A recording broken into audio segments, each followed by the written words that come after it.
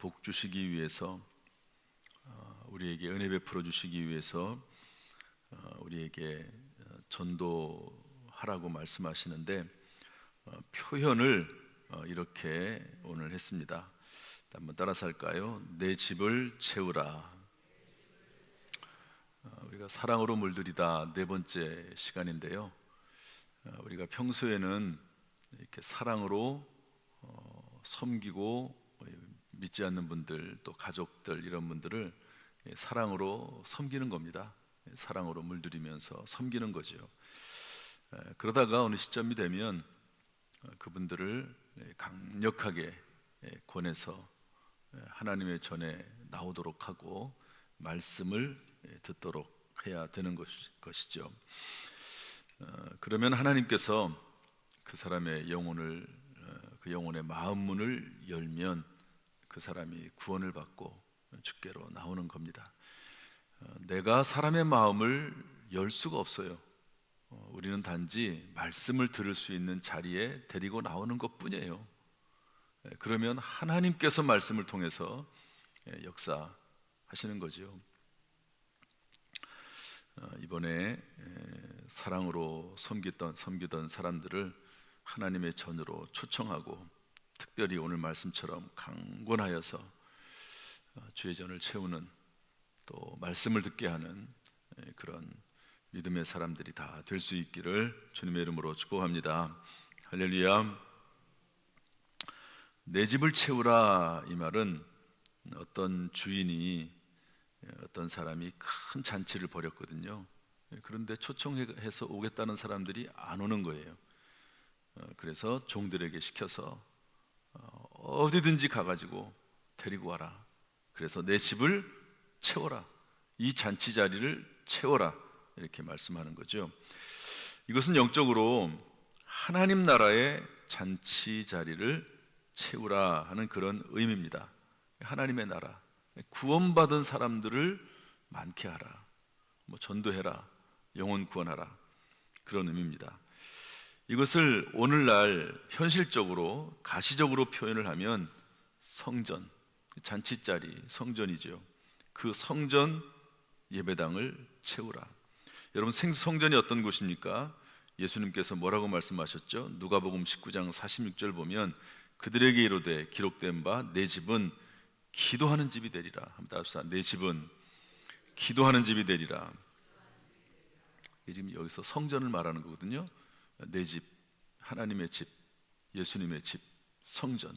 지금 예수님이 성전에서 막 장사하고 있는 사람들을 쫓으시면서 성전은 그런 곳이 아니다, 성전은 기도하는 집이다, 그러면서 이 기도하는 집인 이 성전을 오늘 본문 말씀과 연결시키면 기도하는 자리에 성도들이 나오게 하고, 기도하는 자리에 믿지 않는 사람들이 나오게 하고, 또 예수 믿지 않는 사람들이 성전에 나와서 말씀을 듣게 하고, 예배드리게 하고, 말씀을 가르치고 전하고 듣고 찬양하고 영적 교제가 이루어질 수 있도록 이 성전이 가득 차도록 해라 하는 그런 말씀이거든요. 유럽에 가면 아주 웅장한 성전 예배당들이 있습니다. 성당이죠. 수백억, 수천억 들여서 성당을 지었거든요. 그런데 그 성당이 텅텅 비었습니다. 물론 예배를 잘 드리는 그런 성당들도 아예 없는 것이 아닙니다. 여전히 예배를 잘 드리는 성당들이 있고요. 이제 그 성당들은 우리처럼 이렇게 본당이 하나가 있는 게 아니고 작은 예배당들이 여기저기에 많이 있습니다. 그러니까 여기서도 예배드리고 저기서도 예배드리고 이렇게 예배드리는 그런 지역도 있지만, 대부분은요 그 성당이 텅텅 비었습니다. 심지어는 어떤 성당은 술집으로 팔리기도 합니다. 수많은 성도들이 하나님 앞에 헌금해서 만들어진 그 성당이 텅텅 빈다는 것, 여러분 상상이 됩니까? 우리나라가 예배당이 차고 넘치던 때가 있습니다. 물론 지금도 우리 대한민국의 예배당들이 하나님 앞에 세계 다른 나라들에 비하면 예배를 잘 드리고 있습니다. 그러나 우리는 이 말씀을 항상 믿음으로 받아서 하나님의 명령으로 받아서 이 말씀에 순종하고 따라야 될 의무이기도 하고 책임이기도 하고 사명이 저와 여러분에게 있는 줄로 믿습니다. 이것은 예배당을 채우는 일, 숫자에 대한 문제를 다루는 것이 아니고, 여러분, 한 영혼이 뭡니까? 숫자는 뭡니까? 우리 교회의 숫자는 영혼이거든요. 영혼. 그 영혼들이, 천하보다도 귀한 영혼들이 하나님의 집에 나와서, 예배당에 나와서 말씀 듣고 그 말씀에 따라 살아나가는 가운데 위로받고 길을 찾고 하나님 앞에 영광을 돌리는 삶을 살도록 해야 된다 하는 것을 알려주고 있는 것이죠. 여러분, 우리가 4주 동안 기도했습니다. 이제 마지막 한 주 동안 하나님 앞에 지금까지 사랑으로 물들이면서 살아왔던 우리의 삶 가운데 이제는 그들을 초청해서 말씀을 들을 수 있는 기회를 주고 말씀대로 살아나갈 수 있도록 기도하는 저와 여러분 될 수 있기를 주님의 이름으로 축복합니다. 첫 번째로 우리 21절 말씀 한번 읽어보겠습니다. 21절 말씀 다 같이 읽어보죠. 시작. 종이 돌아와 주인에게 그대로 고하니 이에 집주인이 노하여 그 종에게 이르되 빨리 시내 거리와 골목으로 나가서 가난한 자들과 몸 불편한 자들과 맹인들과 저는 자들을 데려오라 하니라. 한번 따라합시다. 빨리 나가서. 이것은 전도의 시급성을 말합니다. 한번 따라합시다. 따라서 합시다.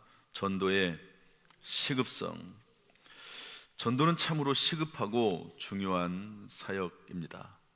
왜냐하면 인생의 가치를 생각해 볼 때 전도는 시급하고 중요하죠.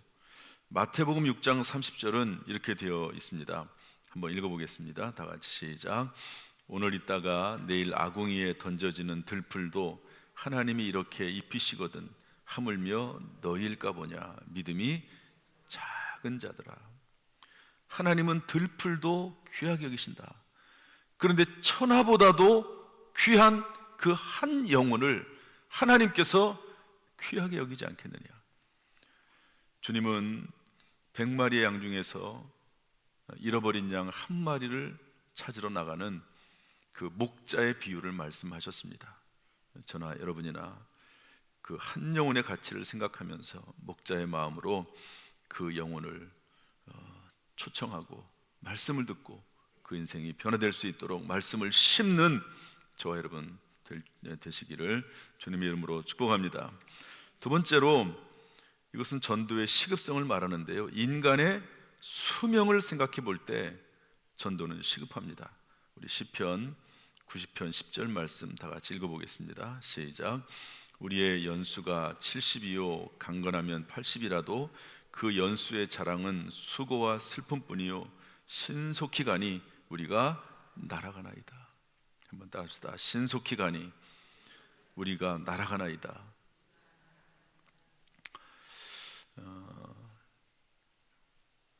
어느 날 자신의 나이를 계산해 보면 언제 내가 나이를 이렇게 먹었나 하는 생각이 들 때가 있지 않습니까? 물론 어린아이들은 뭐 빨리 시간이 갔으면 좋겠죠. 양희은 씨의 40살이 되면 그런 노래가 있습니다. 제가 그 노래가 하도 좋아가지고 얼마나 많이 들었는지 몰라요. 젊었을 때는, 어렸을 때는 세월이 빨리 갔으면 좋았는데 이제 40이 되니까, 근데 뭐 40이 뭡니까? 뭐 이제 뭐 60, 70, 80이 되는 분들도 있잖아요. 빨리 어른이 됐으면, 그렇게 이제 그런 노래를 양희은 씨가 불렀는데요. 우리 연수가 70이요 강건하면 80이라도 수고와 슬픔뿐이요 신속히 가니 날아가나이다. 언제 하나님의 부르심을 받을지 모르는 거죠. 히브리서 9장 27절 말씀 보면 한 번 죽는 것은 사람에게 정해진 것이요 그 후에는 심판이 있으리니. 시급하다는 거죠. 우리의 수명을 생각해 볼 때. 그러므로 시간이 많이 남아 있겠지, 뭐 하나님께서 구원하시겠지, 그런 마음도 필요합니다. 왜냐하면 우리가 구원하는 게 아니니까. 그러나 우리의 마음은 하나님께서 이 영혼을 데려가시기 전에 하나님의 전에 나와서 말씀을 들어야 되는데, 말씀대로 살아야 되는데, 이런 마음으로 전도하는 거죠. 빨리 나가서라고 하는 말은 전도의 불가피성을 또 의미합니다. 종에게 보고를 받은, 오기로 했던 사람들이 안 오겠다고 합니다. 결혼도 했고요, 소도 샀고 밭을 사가지고 안 된답니다. 그러면 뭐 할 수 없지, 우리 잔치 그냥 하자, 그렇게 할 수 있을지 모르지만 그렇게 하지 않았습니다. 빨리 나가서 사람들을 데려다가 잔치 자리를 채우라고 그렇게 말씀합니다. 요한복음 3장 16절 말씀, 하나님이 세상을 이처럼 사랑하사 독생자를 주셨으니 이는 그를 믿는 자마다 멸망하지 않고 영생을 얻게 하려 하십니다. 믿지 않는 사람은 멸망당한다는 거예요. 믿는 사람은 영원한 생명을 얻는다는 거죠. 그냥 전도하면 좋고 안 하면 뭐 할 수 없지, 뭐 자기가 안 믿어서 안 오는 걸 어떡하겠어. 그렇게 말할 수 있는 그런 성질의 것이 아니라는 거죠.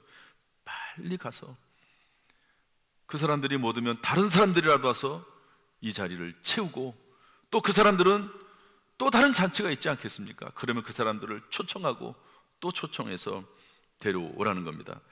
여러분, 전도는 뭐냐? 생과 사의 갈림길입니다. 한번 따라합시다. 생과 사의 갈림길. 죽느냐 사느냐의 문제이지, 이게 조금 더 좋고 나쁘고의 문제가 아닙니다. 어떤 것들은 이게 더 좋고 이게 나쁘고도 있어요. 그러면 어떤 때는 차선이 더 좋을 때도 있습니다. 조금 더 안 좋은 게 모든 사람들을 위해서 더 좋을 때도 있어요. 그러나 전도는 그런 게 아니에요. 이것은 죽느냐 사느냐의 문제, 갈림길에 있는 거기 때문에 불가피하다, 시급하다 하는 것을 말씀해 주고 있습니다. 이번 초청주일에 영혼들이 주의 전에 나와서 말씀을 듣게 되기를 고민하고 갈등을 가지고 있는 사람들이 말씀 안에서 자유를 찾을 수 있고 길을 찾을 수 있도록 인도하는 우리 모든 성도님 되기를 주님의 이름으로 축복합니다. 두 번째로 우리 21절 하반절 21절 다시 한번 읽어보겠습니다. 다 같이 시작. 종이 돌아와 주인에게 그대로 고하니 이에 집주인이 노하여 그 종에게 이르되 빨리 시내의 거리와 골목으로 나가서 가난한 자들과 몸 불편한 자들과 맹인들과 저는 자들을 데려오라 하니라. 이것은 전도의 대상을 말합니다. 전도의 대상은 가난한 사람들, 몸 불편한 사람들, 맹인들, 저는 사람들, 이런 사람들인데요. 고린도전서 1장 26절부터 26절에 보면 이렇게 되어 있습니다. 형제들아, 너희 부르심을 보라. 육체를 따라 지혜로운 자가 많지 않고, 이게 이제 고린도 교회 성도들에 대한 이야기합니다. 능한 자가 많지 않다. 문벌 좋은 자가 많지 않다. 그러나 하나님은 세상에 미련한 것들을 택하사 지혜 있는 자들을 부끄럽게 하시고 약한 것들을 택하시고 세상에 천한 것들과 멸시받는 것들과 없는 것들을 택하사 있는 것들을 폐하려 하신다. 하나니 이는 아무 육체도 하나님 앞에 자랑하지 못하게 하려 함이라고 말씀하고 있습니다. 여러분, 우리나라에 초기 우리나라에 복음이 들어왔을 때 예수 믿는 사람들이 어떤 사람인지 아시지요? 다 가난한 사람들, 소외당하던 여자들, 아이들이 처음 교회에 나왔습니다. 그런데 그 사람들이, 그 어머니가, 그 여자들이 핍박을 받으면서 자녀들을 믿음으로 양육했습니다. 사람 취급도 받지 못했던 어린아이들이요, 교회 나와서 믿음이 자라고, 그러면서 하나님이 지혜와 능력을 줘가지고 그 아이들이 잘 돼서, 그 아이들이 복을 받아서, 하나님의 복을 받아서 우리나라가 지금 여기까지 오지 않았습니까? 지금은 강남, 우리 대한민국에서 제일 잘 산다는 강남, 그 강남 지역에 가장 많은 종교인이 누군지 아십니까? 기독교인입니다. 기독교인들이 이제는 잘 사는 사람들이 됐습니다. 각계각처에서 귀하게 쓰임받고 있습니다. 연예인들도요, 기독교인들이 얼마나 많은지 몰라요. 그러면서 상을 받을 때 하나님 앞에 감사한다고, 영광을 돌린다고. 그렇지 않습니까? 그런데 그분들이 다 누굽니까? 그들의 부모들은 가난한 사람들, 미련한 사람들, 약한 사람들, 천한 것들, 이런 사람들이라고 성경은 말씀하고 있는 것이죠. 그런데 우리가 꼭 기억해야 될 것은요, 여기서 가난하다라고 하는 것은 단지 재물이 없어서 가난한 자들이 아닙니다. 재물이 없어도 교만한 사람들이 있습니다. 참 희한해요. 가난해도요 교만해요. 교만하다는 말이 어떤 의미를 가지고 있냐면 말을 듣지 않아요. 교만한 사람들은요 말을 듣지 않습니다. 무슨 말을 해도 자기 생각에 가득 차가지고 말을 듣지 않아요. 그런 사람을 교만하다고 합니다. 목에 힘주고 다니고 이런 사람들, 그런 사람들도 있습니다. 그런데 말을 듣지 않아요. 심지어 하나님의 말씀도 듣지 않습니다. 그것을 교만하다고 합니다. 하나님 말씀에 순종하지 않아요. 교만하다고 합니다. 그런데 부자라도 마음이 가난한 사람이 있습니다. 참 희한한 게요, 교회 내에 보면 참 부자인 사람들이 있거든요. 그런데 마음이 가난해요. 늘 하나님을 찾아요. 하나님 앞에 새벽기도 나와서 기도해요. 밤에 나와서 하나님 앞에 부르짖어 기도합니다. 그 사람 기도 안 해도 상관없어요. 먹을 거 많아요. 사업 잘 돼요. 그런데 하나님 앞에 나와서 기도해요. 새벽마다. 여러분, 그런 사람들은 부자라고 하더라도요 가난한 사람입니다. 마음이 가난한 사람. 따라서 여기서 가난하다는 것은 마음과 심령이 가난한 것을 의미합니다. 단지 돈이 없어서가 아니에요. 여기서 말하는 가난한 사람은 마음이 가난한 하면서 가난한 사람들입니다. 그리고 마음이 가난한 자들은 천국을 소유합니다. 마음이 교만한 자들이 앉을 자리는 천국에 예비되어 있지 않습니다. 그래서 그 유명한 예수님께서 산상수훈이라고 하는 그 말씀에 보면 마태복음 5장 3절은 이렇게 되어 있습니다. 한번 읽어볼까요? 마태복음 5장 3절 다 같이 시작. 심령이 가난한 자는 복이 있나니 천국이 그들의 것이미요. 그래가지고요 어떤 분들은 자기 건강하고 똑똑하고 살만하고 부자고 예수를 안 믿어요. 교회 나오라는 말을 우습게 여기고 그렇습니다. 교회 나오면서도 또 교만한 사람도 있죠. 그런데 하나님이 그 영혼을 구원하기 위해서 때때로 팔을 꺾고 다리를 꺾고 사업을 꺾고 이런 분들도 있습니다. 하나님께서 그 영혼을 부르시는 거죠. 그 사람 건강 믿고 재산 믿고 교회 안 나오거든요. 예수 안 믿거든요. 그러면 하나님이 꺾으세요. 그 영혼을 사랑하시기 때문에, 그 영혼을 구원하기 때문에. 그거 믿고 하나님 믿지 않으니까 자기들이 그 사람 믿고 있는 것을 꺾어버리는 거죠. 그러면 천부여 의지없어서 손들고 옵니다. 그러면서 하나님 앞에 회개하고 어쩔 수 없이 나오는 겁니다. 어떻게 보면 그것이 복이죠. 그리고 그분들이 나오면 뭐 하느냐? 하나님 앞에 나와서 회개합니다. 그리고 예배드립니다. 할 일이 없으니까. 사업 망했는데 할 일이 뭐가 있어요? 그러니까 예배드리는 것밖에 할 게 없어요. 예배드리고 말씀 듣고 기도하고. 그렇게 몇 년 하다 보면요 어느 순간 사업이 회복되어 있습니다. 그런 간증들을 다니엘 기도 때 많이 하지 않습니까? 병이 나가지고 하나님께 돌아왔는데 하나님께서 기도하는 가운데 병 치료하시고 사업도 회복시키시고, 그런 간증들입니다. 그런 간증들. 물론 그렇게 하지 않고 평소에 순종하면서 겸손하게 살아가면 더 이상 바랄 게 없죠. 이런 모습이 평소에 하나님 앞에 겸손하게 순종하며 살아가는 우리가 될 수 있기를 주님의 이름으로 축복합니다. 할렐루야. 마지막 세 번째로 내 집을 채우라는 말은 이렇게 되어 있습니다. 우리 23절 말씀 다 같이 읽어보죠. 23절 시작. 주인이 종에게 이르되 길과 산을 타러 나가서 사람을 강권하여 데려다가 내 집을 채우라. 다시 강권하여 데려다가. 전도의 방법인데요. 자, 절 보세요. 평소 우리는 믿지 않는 사람들, 교회 안 나오는 사람들, 또 교회 다니다가 낙심한 사람들, 이런 사람들을 사랑으로 섬겨야 합니다. 믿지 않는 가족들, 믿지 않는 남편, 아내, 자녀들 사랑으로 섬겨야 합니다.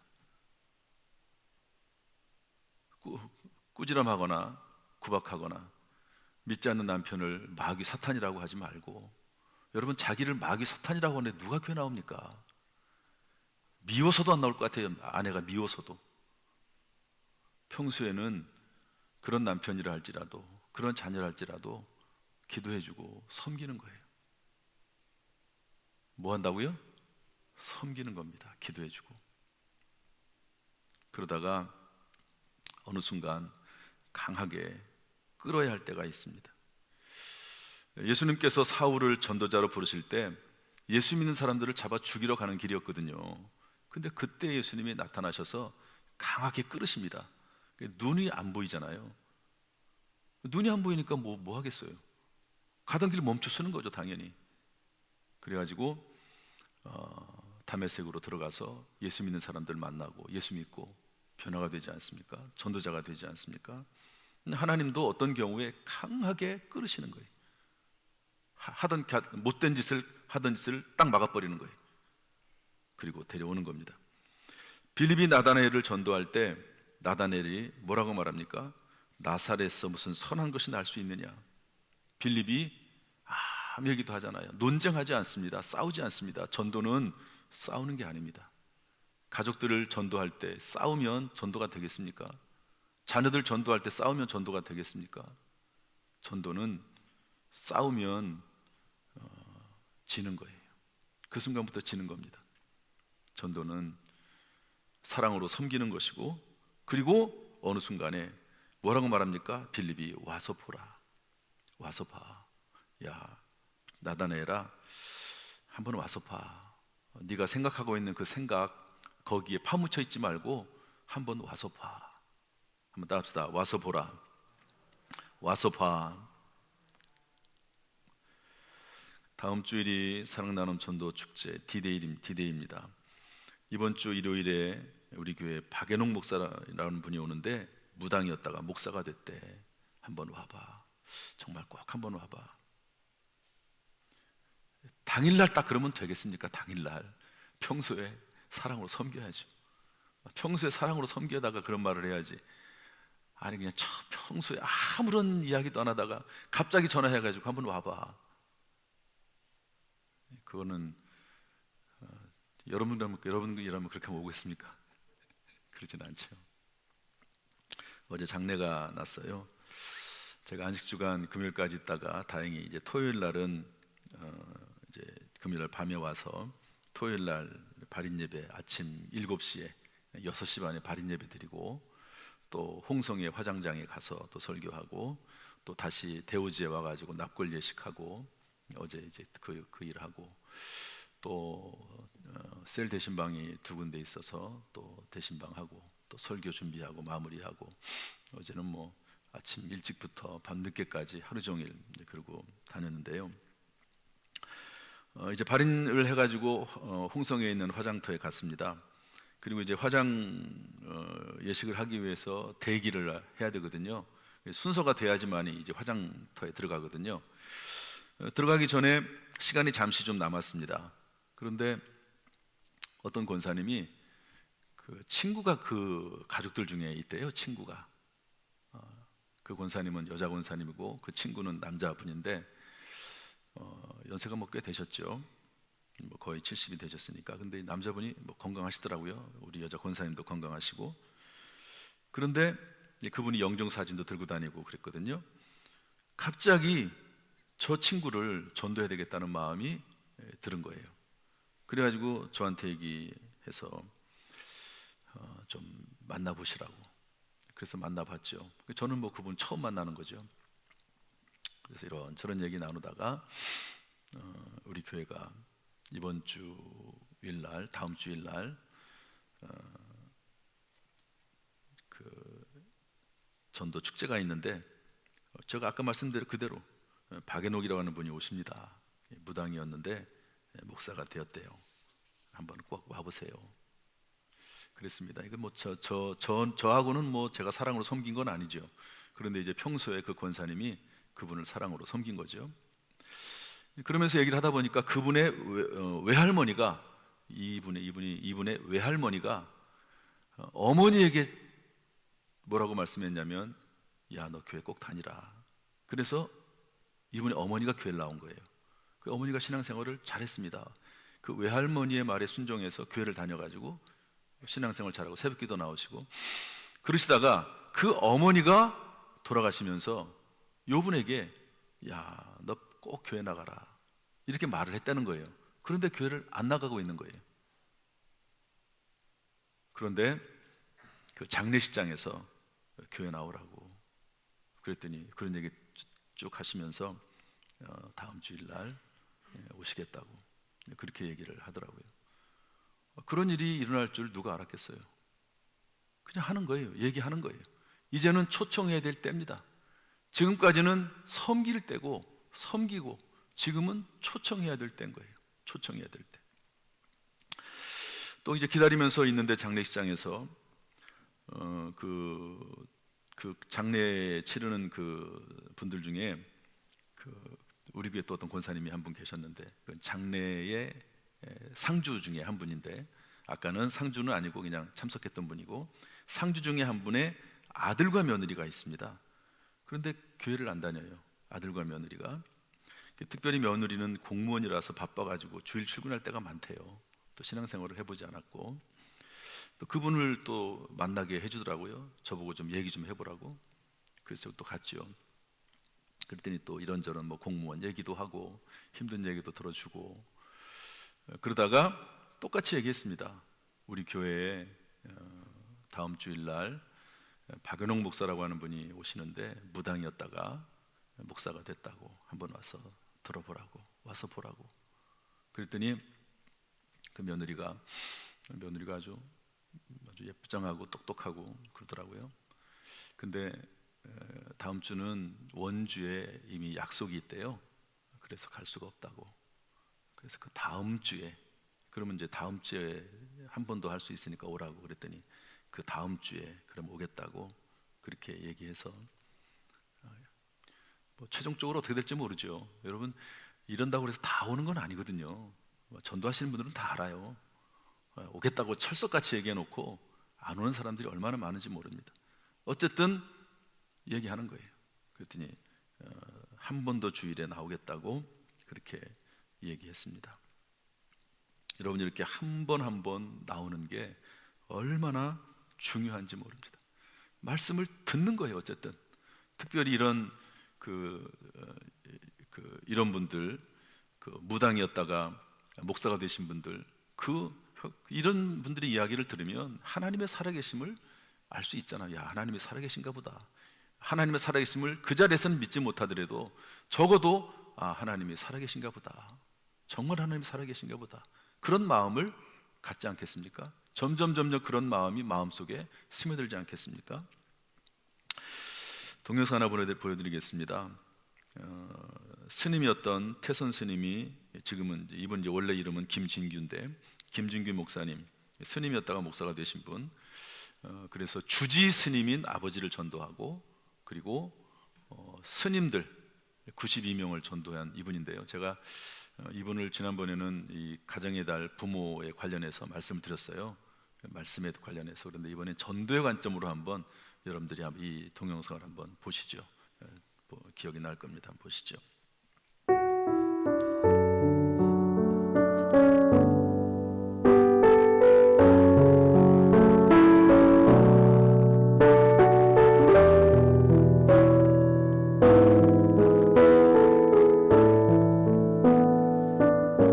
한국에 갔더니 왜 남대없는 젊은 청년이 나타나가지고, 스님 연불하고 댕기지 말고 예수 믿고 구원받으소. 예수를 믿으면 영원히 사는 것이 구원입니다.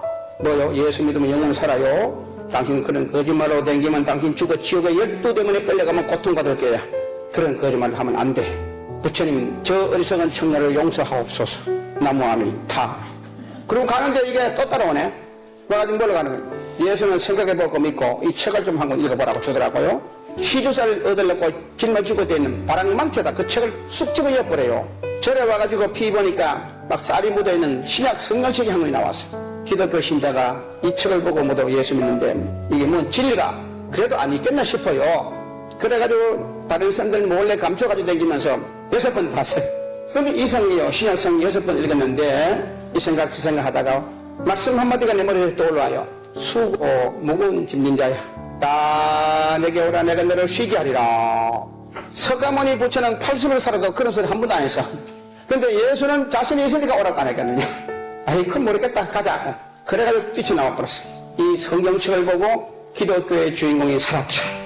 그러면 우리는 죽은 주인공의 복 달라고 빌 것이 아니라 산 주인공의 복 달라고 비는 것이 인간의 가치를 할 수 있는 방법이다. 그래서 나도 믿어야 되겠다는 마음을 결심한 것이.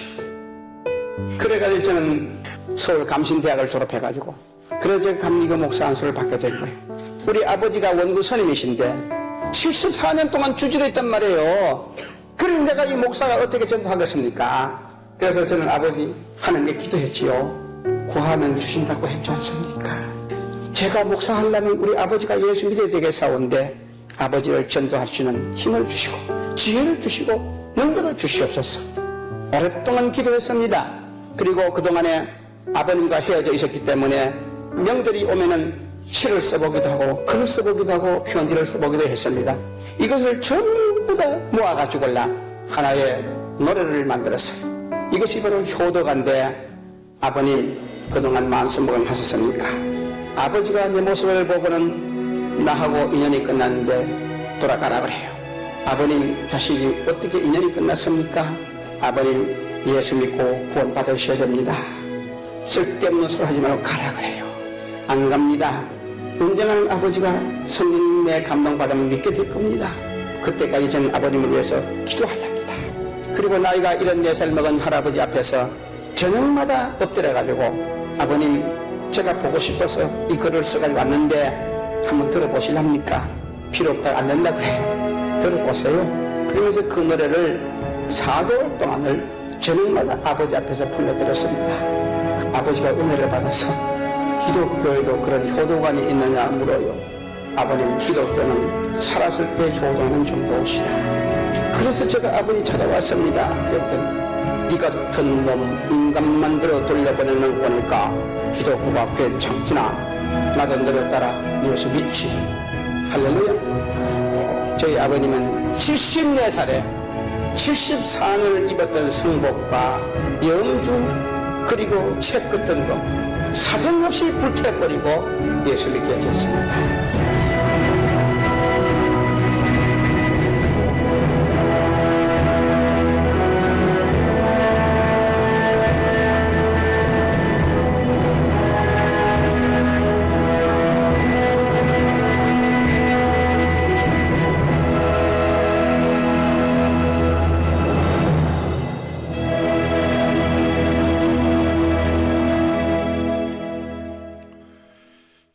시주하러 받으러 다니는 그 주머니에 뭘 집어넣으면 그것을 빼지 못하도록 되어 있다고 그러더라고요. 그래서 일단 절까지 가지고 가서 그걸 6번 읽었는데 말씀이 들어온 거죠. 말씀이 수고하고 무거운 짐진 자들아 다 내게로 오라, 내가 너희를 쉬게 하리라. 어느 순간 이 말씀이 들어올 때가 있어요. 참, 그 들어오는 말씀이 인생을 변화시키거든요. 마음에 훅 들어오는 말씀이 있습니다. 그래서 이분이 예수 믿게 되고 목사가 되고 그리고 아버지를 전도하는데 4개월 동안 아버지에게 계속 권면하고 너 같은 놈 인간 만들어 보내는 것 보니까 기독교가 괜찮구나. 그래서 74년 동안 절에 승복을 입었다는 말은 뭐냐면 이분이 태어나자마자 절에서 태어나고 절에서 자랐다는 말이거든요. 그리고 절에서 주지가 됐다는 말인데 그분이 이제 예수를 믿게 됐다, 이제 그런 말씀입니다. 어느 시점 기도하다가 사랑으로 섬기다가 우리로 말하면 이제 초청하고 교회 전으로 부르는 거죠. 사랑하는 성도 여러분, 우리의 할 일은 사랑으로 섬기는 일입니다. 그러다가 우리의 오이코스들을 강권해서 성전으로 데려와서 말씀을 들을 수 있는 기회를 제공하는 것이죠. 하나님은 어떤 일을 하시느냐, 정하신 때에 그들의 마음 문을 열어 말씀을 받아들도록 하시는 겁니다. 그때까지 우리는 뭐 하느냐, 계속 사랑으로 섬기는 거예요. 섬기는 겁니다. 그리고 교회에서 1년에 2번씩 초청하면 초청해서 말씀을 들을 수 있는 자리에 나오게 하는 것이죠. 이번 사랑 나눔 전도 축제, 2025년 후반기 사랑 나눔 전도 축제, 저와 여러분을 통해서 온 천하보다 귀한 한 영혼이 하나님께 돌아와서 생명과 풍성한 삶을 소유하게 되기를 예수님의 이름으로 축복합니다. 모든 문제가 기도하는 가운데 말씀 따라 순종하는 가운데 해결되고 오히려 더 잘 되는 역사가 나타나기를 주님의 이름으로 축복합니다. 할렐루야. 기도하겠습니다. 하나님 아버지,